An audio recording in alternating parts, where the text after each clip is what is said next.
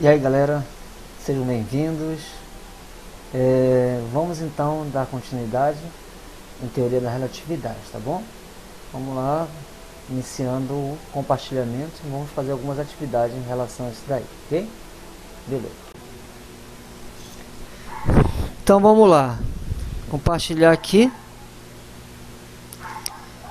o slide aqui para vocês. Então imagina só.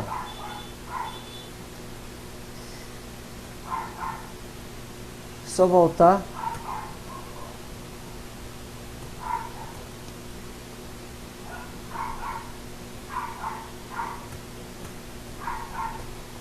Bom, na primeira questão, nós temos aqui,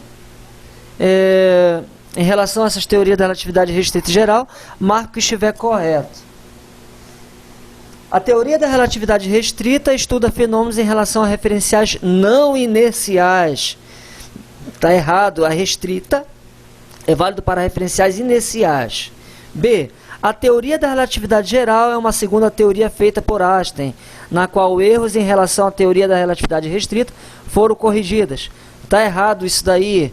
A teoria da relatividade geral não veio anular a restrita. A diferença é que a restrita para referenciais inerciais, repouso e velocidade constante, e a geral é não inerciais, que envolve aceleração e movimento variados. A C é a correta, a teoria da relatividade geral aborda fenômenos pontos de vista não inerciais.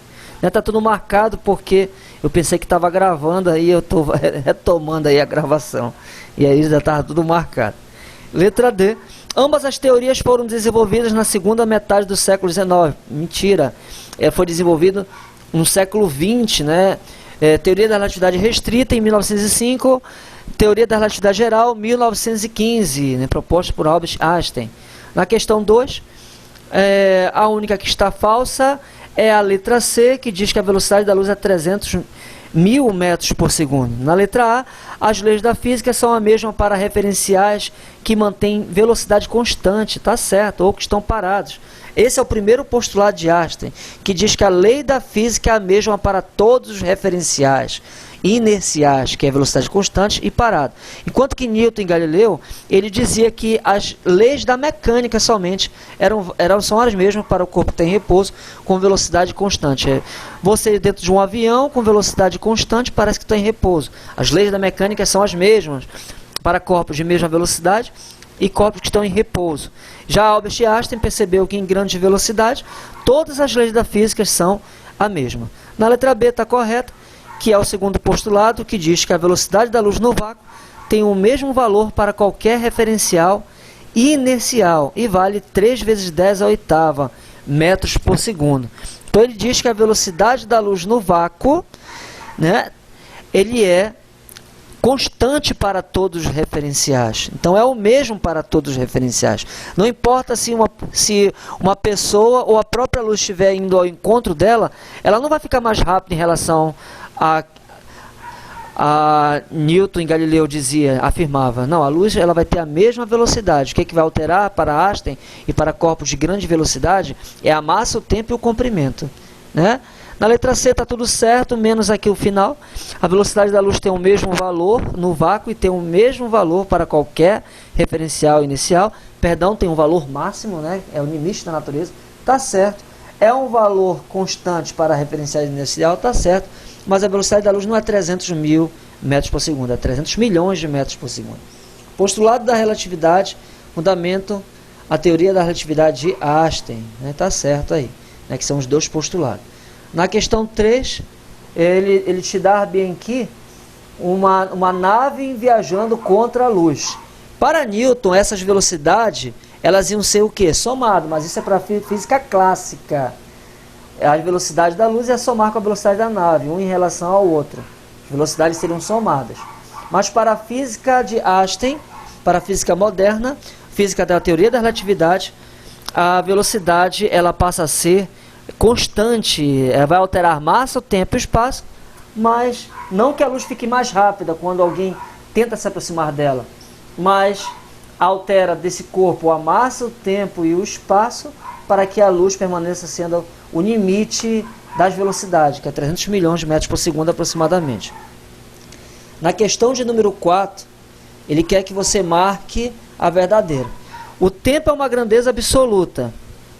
Bom, para Einstein, o tempo não é absoluto. É a teoria da relatividade de Einstein que ele está perguntando. O tempo é relativo, ele dilata em relação aos referenciais, é a viagem no tempo. Letra B, a velocidade da luz ocorre a contração do tempo. Não, ocorre a dilatação do tempo. Ocorre a contração do comprimento. Por isso que é a C que está certo. Ocorre a dilatação do tempo, a contração do comprimento. Certo? Não a dilatação do comprimento, como está dizendo. Então, ocorre a dilatação do tempo, a contração do comprimento e ocorre essa aqui tá, ocorre a dilatação do comprimento, tá certo? A contração do comprimento tá certo e ocorre, né, a contração do comprimento, aqui tá errado, dilatação do comprimento. E o aumento da massa, é isso que vai ocorrer aí. Aqui ele vai te dizer que em 1905 ele propôs a teoria da relatividade restrita para referenciais inerciais e na geral para referenciais não inerciais. Ele então já está te dando aqui parte da resposta do texto. Ele quer que você marque a certa. A teoria da relatividade afirma que a velocidade da luz não depende do sistema de referência. Então está correto. A velocidade da luz independe, ela é absoluta, ela não vai depender, segundo a teoria de Einstein, que é a restrita. A 2, a teoria da relatividade diz que o espaço dilata, já errou. Teoria da nave espacial, espaço contrai, a nave contrai. A mecânica clássica 2, a mecânica clássica e a teoria da relatividade não limitam a velocidade. Na mecânica clássica não tem limite de velocidade, mas a teoria da relatividade sim, tem limite da velocidade, que é a da luz. E a 4, a relatividade de Galileu e Newton, diz que não depende do referencial que é medido, o tempo. Ele é absoluto, isso para Galileu e Newton. O tempo que você viaja é o meu tempo que ficou aqui sem viajar. O tempo é absoluto. A única que está certa é a 1 e a 4. Na segunda, né, como eu havia falado, eu fiz aqui devagar com vocês, mas como já está escrito aí, eu fiz, mas não estava gravando. Ainda acerca do assunto do texto anterior, então ele vai te dizer o seguinte, que um cara, depois você lê esse texto, ele faz uma viagem que demora 6 anos, então essa é a viagem de quem está na nave, demora 6 anos. E na Terra, é o que ele quer saber. Quanto tempo se passou para o cara que ficou na Terra, se esse cara viaja a 0,8 ser da velocidade da luz. Então ele quer saber qual a velocidade do cara que ficou aqui na Terra, sendo que para ele que da nave passou só 6 anos. Então eu já fiz o cálculo aqui, ó. Deu 10 anos de viagem no tempo. Deu 4 anos de viagem. Para quem na nave se passou 6. E para quem ficou na Terra, se passou 10. Como é que é feito esse cálculo? Para você achar o tempo, achar a massa, achar o comprimento, basta você saber essa raiz bem aqui, ó. Que é, essa raiz aqui é de Lorentz. Você pega bem aqui, 1 menos v quadrado sobre c quadrado, coloca isso na raiz. Então bora achar só ela, gente. Qual é a velocidade da nave aqui? É 0,8 c. Mas lembrando que está elevado ao quadrado, então eu vou elevar 0,8 ao quadrado. Vou elevar ao quadrado, essa é a velocidade, tá bem aqui, ó, a velocidade aqui, ó, 0,8c, vou pegar no lugar do v, vou colocar 0,8c e vou elevar ambos ao quadrado. Cortei o c ao quadrado, ficou 0,8 ao quadrado. 0,8 vezes 0,8 é 0,64, porque 8 vezes 8 é 64. Com as duas cargas decimais é 0,64. 0,8 vezes 0,8 é 0,64, esse valor bem aqui. 1 menos 0,64 é 0,36. É o mesmo que dizer que R$1 menos 64 centavos é 36 centavos. Então, 1 menos 0,64 é 0,36. E raiz de 0,36 é 0,6. Já achei toda essa raiz aqui. Então, agora dá para eu substituir e achar o tempo das pessoas que ficaram aqui na Terra. O tempo da nave, que é esse zero aqui, é o início de quando você foi viajar, o início aqui na nave, foi 6 anos. Dividido por essa raiz que eu descobri, que é 0,6. A vírgula passo para lá na forma de zero. 60 dividido por 6, então se passaram 10 anos aí, se passaram 10 anos. Gente, eu poderia fazer aqui com vocês, eu poderia, deixa eu tentar colocar uma coisa aqui, ó. Imagina só, que eu tenho, imagine só, que esse valor da raiz que nós descobrimos ainda há pouco, é 1 menos V quadrado sobre C quadrado. Já descobrimos aí, na velocidade da luz do cara viajando a 0,8 C, descobrimos que esta raiz aí, que é um fator de Lorentz aí, essa raiz, te descobriu jogando aqui, deu 0,6. Então, com esse 0,6, eu posso saber não só o que aconteceu com o tempo, quanto foi de viagem no tempo. Eu posso saber a massa, posso saber o comprimento. Por exemplo, aqui. Imagina aqui no primeiro exemplo. Eu tenho que a massa do cara, a massa do cara seja de 60 kg. Essa é a massa do cara. 60 kg. Então ele é levinho, né? Ele é baixinho, tem 60 kg. E aí, esse cara aqui, magrinho, baixinho, eu quero saber quanto é que é a massa dele, medida por a pessoa que ficou na Terra, né, medindo essa viagem.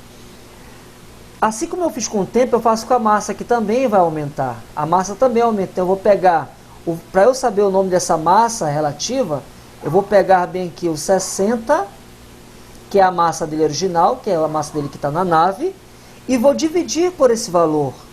Então quanto é que dá isso? Coloquei 60 kg, parecido com outro valor, não foi? Nem lembro quanto foi outro valor. É outro valor. Então 60, a vírgula passa para lá como 0, 600 dividido por 6. O cara passou a ter agora, medindo para quem ficou aqui na Terra, para ele está com 60, não mudou muita coisa. Mas quando o cara que olhou daqui da Terra foi medir, caraca, olha, eu estou vendo aqui a medição, o cara está muito pesado, o cara que não está considerando a viagem no tempo, não está considerando a relatividade da massa aí, caraca, o cara engordou, ele saiu com 60, agora rapidinho ele já está com 100, né, em relação a mim, mas para ele continua com 60 kg. Imagina que a nave espacial, ela tenha 2 metros de comprimento. Essa é a nave, tenha 2 metros. Tenha 2 metros de comprimento. Lembrando que esse aqui é o 0, tá? É quanto é medido na nave, o início. No início tem 2 metros. Então eu quero saber quanto é que vai ser esse novo L bem aqui quando ele viaja no tempo. Olha só. Se o comprimento dele é 2 metros, e como vai haver uma contração, não vai haver uma dilatação, eu não vou dividir, eu vou multiplicar por essa raiz, que é 0,6. Então vou multiplicar com 0,6. 2 vezes 6, 12. O comprimento, então, dessa nave, passou a ter 1,2 metros. Olha só como a nave encolheu. Passou a ter 1,2 metros. É o comprimento desta nave, olhando para quem ficou aqui na Terra. Se a nave passar muito rápido, ela que tinha 2 metros, ela encolheu, né, 0,8 metros aí. Então, olha só, gente. Na outra questão, nós temos aqui da PUC. Ele vai te dizer bem que você lê daqui a pouquinho esse texto, viu, para dar o tempo aqui de 40 minutos. Nós temos aqui um Sol emitindo energia. Segundo a fórmula de Einstein, que é E igual a mc ao quadrado, se o Sol ele está emitindo energia para você, o Sol está o quê? Ele está emitindo energia, ele está perdendo energia, então ele está diminuindo a massa dele. Para quem não sabe, o Sol está emitindo luz todo dia para você, radiação todo dia, ele está emitindo energia para você, né, na forma de energia, então ele está diminuindo a massa. Seria então, essa questão cai muito no Enem, lembrando que no Sol ocorre uma fusão bem aqui, nessa fusão nuclear, dois hidrogênios se fundem, cria-se o hélio, que é o filhinho, né, deu a luz ao hélio. Então, a luz é a radiação. Vai gerar a luz e vai gerar o hélio. Então, essa luz ali, ela vai perder massa pela essa fusão dos dois hidrogênios para gerar o hélio. Essa luz, ela também vai haver também a liberação de massa. Então, é a letra D, a energia liberada na fusão. Perdão. Ela vai alterar sim. O que vai acontecer com a massa? A massa total vai diminuir. Então, quem não sabe, por isso que um dia o Sol ele vai deixar de existir, porque aos poucos ele está pedindo massa. Mas os cálculos dizem que é milhões de anos, ninguém sabe aí. Mas aí, de repente, vem outro cara que diz, não, é antes disso. Na outra, ele quer o que é incorreto afirmar. Ele diz que a velocidade da luz é invariante. Isso está correto, ela é absoluta. A luz é absoluta, é invariante. A energia do Sol tem origem na fusão dos átomos de hidrogênio. Então, nós temos a energia do Sol pela fusão dos hidrogênios. Letra C.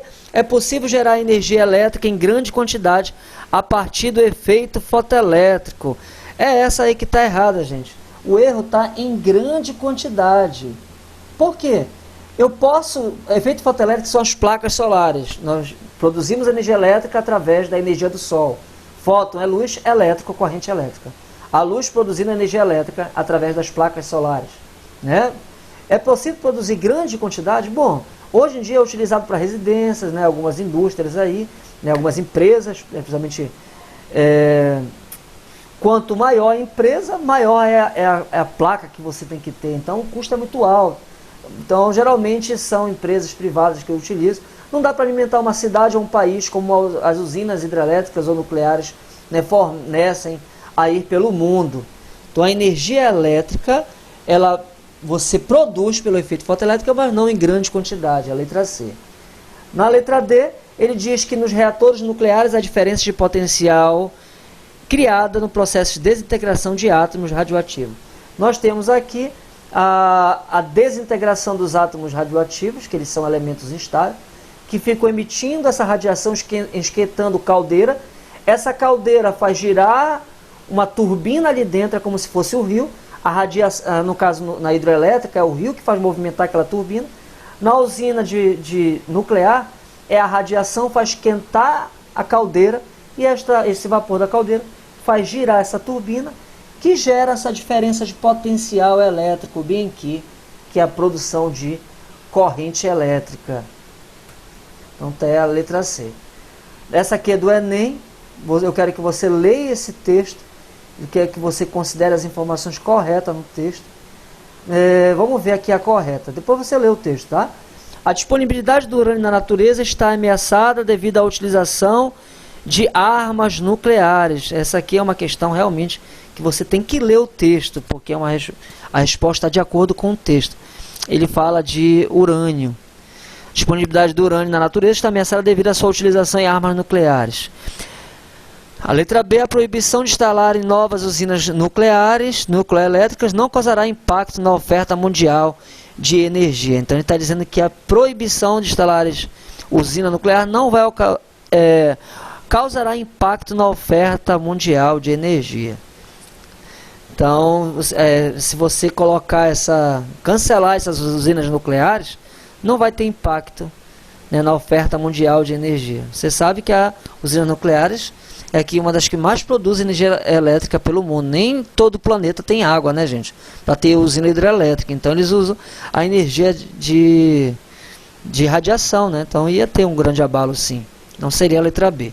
Letra C, a existência de usinas nucleoelétricas possibilita que um de seus subprodutos seja utilizado como material bélico, né? Que olha só, pensou? Esse que é o medo aí, né? O texto ele vai falar sobre isso daí. E a preocupação dessas é a produção mas lembrando que são outros produtos, é a mesma fonte, mas é um produto diferente, é uma obtenção diferente das armas bélicas. Mas não quer dizer que possa possibilitar esses subprodutos aqui. Então pode ser a letra C, tá? A obtenção de grandes concentrações de urânio físsil viabilizada em usinas nucleoelétricas. Então nós temos a obtenção de grandes concentrações de urânio físsil é viabilizada em usinas nucleoelétricas. E a letra E, a baixa concentração de urânio físsil em usinas nucleoelétricas impossibilita o desenvolvimento energético, né? Pelo contrário, nós temos essa possibilidade. Então nós temos aqui a C, a D e a A. A A diz que a disponibilidade do urânio na natureza está ameaçada devido à sua utilização em armas nucleares, né? Você não utiliza, como eu falei, é difícil. No texto ele está dizendo que não tem essa disponibilidade de urânio na natureza assim, né? Então fica entre a C e a D. Eu quero que você tente analisar com o texto qual seria a melhor resposta do Enem de 2006. Então essa eu quero que você analise aí lendo o texto. Essa aqui do Enem de 2005, né? Vamos só aqui, eu quero também que você leia o texto. Vou ler só as alternativas antes que acabe aqui o tempo. Emitir radiações nocivas por milhares de anos é um processo que não tem como ser interrompido artificialmente. Então não tem como você interromper essas radiações aí artificialmente, né? Parar com esses elementos instáveis. Pare. Se não fosse verdade isso daí, a Chernobyl não estaria contaminado até hoje. Letra B, acumula-se a quantidade bem maior de lixo industrial convencional, faltando assim locais para reunir tanto material. Então ele está dizendo aqui que tem muito lixo na cidade, não tem como colocar mais, né? Não tem nada a ver. C, ser constituído de materiais orgânicos que podem... Gente, radiação não tem material orgânico aí. Letra D, exalar... Ele também não exala gases venosos, né? Para você ficar cheirando aí, muitos gases. Letra E, emitir radiações e gases que podem destruir a camada de ozônio e agravar o efeito estufa. Então, gente, qual alternativa você acha que está mais de acordo aí com o texto? Lembrando que a resposta está no texto, ok? Isso aqui é do Enem 2005. Então, realmente, ó, só tem uma aí, né? Só tem uma aí que está coerente, que é a letra A. Vou logo falar para vocês. Emitir radiações nocivas por milhares de anos é um processo que não tem como ser interrompido artificialmente. Não tem como te fazer isso, gente. A Enem 2004, deixa eu marcar logo aqui para vocês. A Enem 2004, o debate sobre energia nuclear e tal. Então, o primeiro debate que ele fala, um dos caras que debate sobre isso, uma grande vantagem da usina nuclear é o fato de não contribuírem para o aumento do efeito estufa. É verdade, a usina nuclear não contribui, porque não tem os gases, a emissão de gases. Uma vez que o urânio utilizado como combustível não é queimado, mas sofre fissão. Então não há queima, não tem fumaça, não tem química, é fissão nuclear. Então não tem fumaça saindo do sol ali, gases, por causa de fissão nuclear, tá? A respeito, então 2 diz que ainda que sejam raros os acidentes nucleares, que aconteceu em Chernobyl, e aqui no Brasil foi... Esqueci onde é que foi, aqui em Goiânia. Aconteceu no Brasil. Seus efeitos podem ser tão graves que essa alternativa de geração de eletricidade não pode permitir que fiquemos tranquilos, com certeza. Então as duas coisas aqui está correto. Além de também, nem o cara está dizendo aqui, mas também que aquela água quente da caldeira, né, mata muito peixe aqui naqueles rios. A respeito desse argumento, podemos afirmar que o primeiro é válido, o segundo é válido, ambos são válidos. Tá? Então é a letra D, para que se compare a vantagem de risco na opção por essa forma de geração de energia. Então comparem vantagem e risco na opção dessa geração de energia. É a letra D.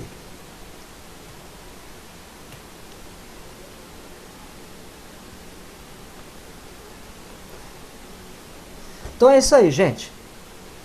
Espero que vocês tenham aprendido. Você pode tirar essa dúvida comigo ou pelo canal. Você pode tirar dúvidas pelo canal. E você também pode tirar dúvidas, né, se for meu aluno, pela plataforma aí, tá bom? Deus abençoe e a luz.